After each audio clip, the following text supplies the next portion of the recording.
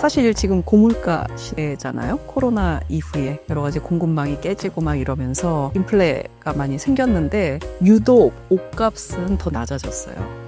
이거는 사실은 굉장히 다른 현상이고 오랫동안 잘 관리하고 수선해서 입고 하던 문화는 요즘 찾아보기 힘든 것 같아요. 세탁 몇 번만 해도 옷이 모양이 바뀌고 찌그러지는 1, 2년 이상 안 입는 옷들이 아마 옷장 속에 수두룩하지 않을까 싶은데 자신의 개성을 잘 표현하면서도 옷을 제대로 오래도록 잘 입는 방법을 알려드리겠습니다.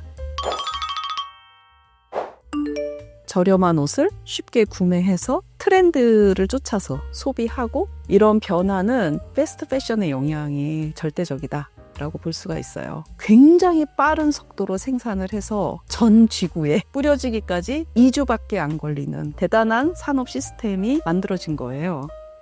패스트 패션을 가지고 있는 가장 큰 문제는 마치 일회용품처럼 옷을 쉽게 사서 쉽게 버리는 문화를 조장한 것에 가장 큰 해악이 있지 않는가라고 개인적으로 생각하고 있어요.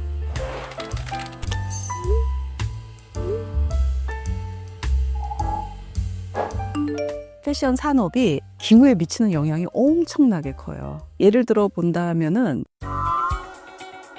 패션 산업은 전 세계 탄소 배출량의 거의 8에서 10%를 차지하고 있어요. 이는 1년간 3억 7,200만 대의 자동차가 배출하는 탄소량과 같다고 합니다. 여러분이 입는 티셔츠 한 장을 만들기 위해서 얼마만큼의 물이 사용되는지 아세요? 자그마치 2,700리터에 달한다고 해요. 배출되는 미세 플라스틱의 25%, 4분의 1에 해당하는 양이 옷을 세탁하면서 발생을 하고요. 우리나라만 봐도 매일매일 하루에 버려지는 의류 폐기물의 양이 2020년에는 880톤으로 증가했다고 합니다.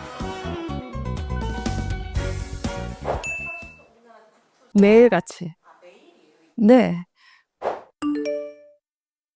그러니까요. 지금은 매립이 쉽지 않기 때문에 대부분 태워진다라고 보면 될 것 같고 그 중에서 일부가 개발도상국가로 수출이 되고 있어요. 우리가 헌옷을 수출하는 세계 5번째 나라예요.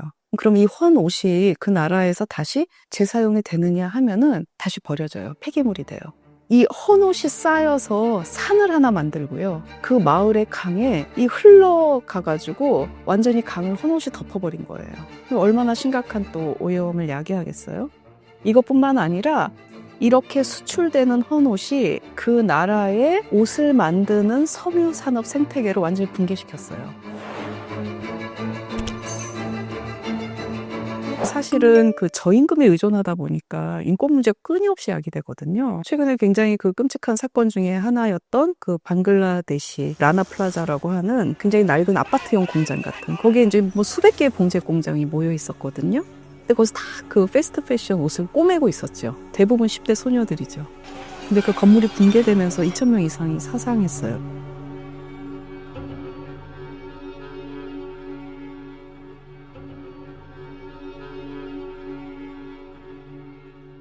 그래서 뭐 대대적인 캠페인이 일어나죠. 라벨을 이렇게 보여주면서 너네 이 옷 누가 만들었니? Who made my clothes?라고 묻는 성공적인 캠페인으로 이런 문제가 알려지면서 야, 도대체 이 옷의 이 더러운 뒷면에 대해서 우리가 제대로 알고 있는가에 대한 소비자들의 자각이 많이 일어나게 되죠.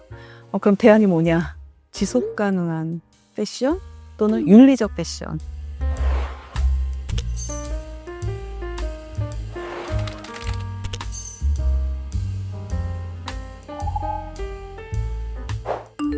제일 먼저 떠오르는 게 뭘까요?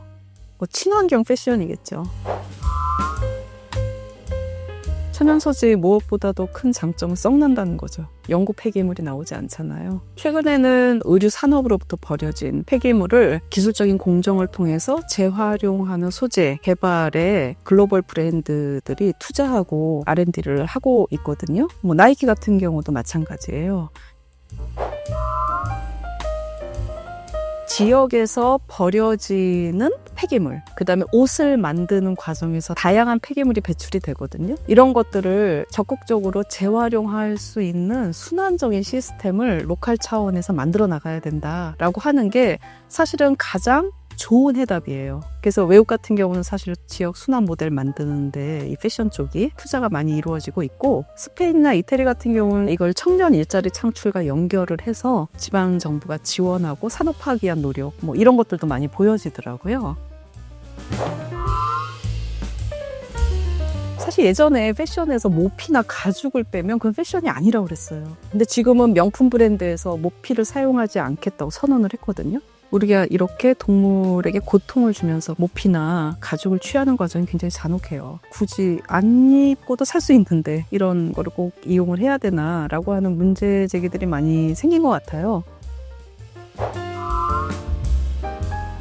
옷을 만드는 생산자에게 공정한 대가를 지불하고 그분들이 일하는 근로 환경에 대해서도 관심을 놓치지 않고 이렇게 좀 정중하게 잘 만들어지는 옷을 구매를 하자라고 하는 취지로 등장하기 시작한 게 공정무역 패션이고요. 뭐 공정무역 패션은 엠마 왓슨 같은 배우들 열렬한 지지자여서 본인이 그냥 자발적으로 홍보하고, 그리고 스텔라 맥카튼이라고 이분도 공정무역 패션을 매년 자기 콜렉션에서 보여주고 있고, 뭐 이런 식의 유명인들의 기여도 이제 많이 컸었죠. 처음에 환경 문제에 대해서 막 고민하면서 나온 디자인이 업사이클 디자인이잖아요. 성분을 바꾸지 않고 새롭게 디자인을 해서 좀 창의적인 방법으로 제품을 만드는 뭐 가방이라던가 뭐 소품이라던가 뭐 의류라던가 하나밖에 없는, 그리고 굉장히 개성 있는 디자인이기 때문에 또 업사이클 디자인도 젊은 세대들한테 또 좋은 반응을 불러일으키고 있는 것 같아요. 가장 근본적인 실천은 적게 사 입는 거죠. 숫자를 줄이고 오래 입는 거, 그리고 다시 누군가가 이용할 수 있게 하는 거. 그래서 뭐 3년 만에 벌어졌다면 이게 6년이 되고 9년이 되게 만들어주는 게 가장 효과적으로 폐기물도 줄이고 탄소 배출도 없는 그런 방법이라고 여겨져요. 최근에 구제 의류를 즐거운 방식으로 소비하고 싶어하는 또 젊은 층들도 생겼고, 재사용 가게 같은 경우도 소위 이제 MZ라고 얘기하는 세대들이 또 새로운 문화를 만들기도 했어요. 그러니까 자기 정체성의 표현이죠. 그리고 내가 중시하는 어떤 사회 문제나 이슈를 패션으로 표현하려는 경향도 강해져서 뭐 슬로건 패션이라던가 이런 게 많이 보여지거든요. 조금씩 패션 산업에도 균열이 생기고 있다. 그런 흐름들이 보이는 의미에서는 저는 굉장히 긍정적이다라는 생각이 들어요.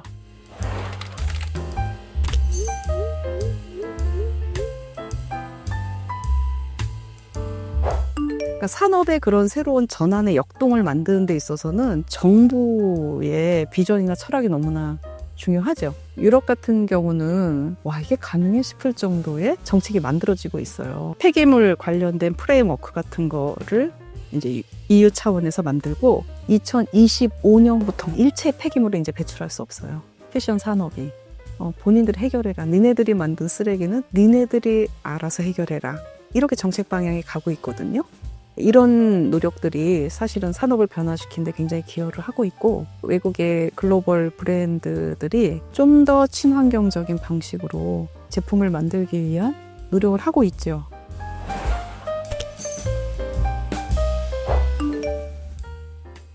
저는 의외로 쉬울 수 있다고 생각해요. 조금만 통제를 하면 욕구를.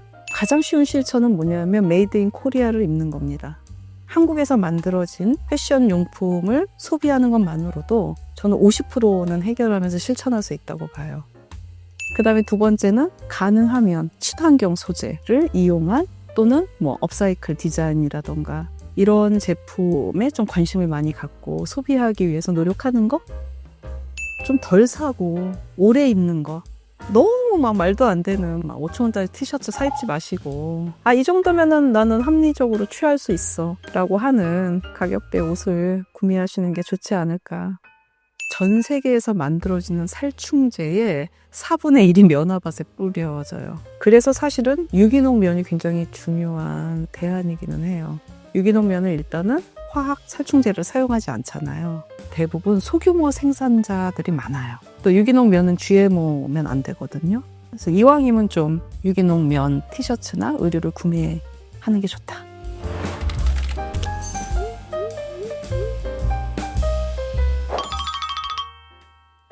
뭐야 너무 힘들지 않아? 옷을 이렇게 사기가 쉬운데 뭐 이렇게 생각할 게 많아. 참거나 피곤하다라고 생각할 수도 있지만 굉장히 다양한 지속 가능한 패션이나 윤리적 패션의 선택지가 있기 때문에 조금만 관심을 가지면 또 다른 또 선택이 보이거든요. 그거를 다 지키려고 할 수는 없죠. 저도 못 지켜요. 사실은 하나만 바꿔도 되거든요. 하나만 바꿔도 그것이 미치는 영향이 크기 때문에 나는 다 지키긴 너무 힘들어. 근데 이거 하나는 해볼래 라고 하는 게 있다면은 세상을 바꾸는 굉장히 좋은 부드러운 힘이 될 수 있다라고 생각을 합니다.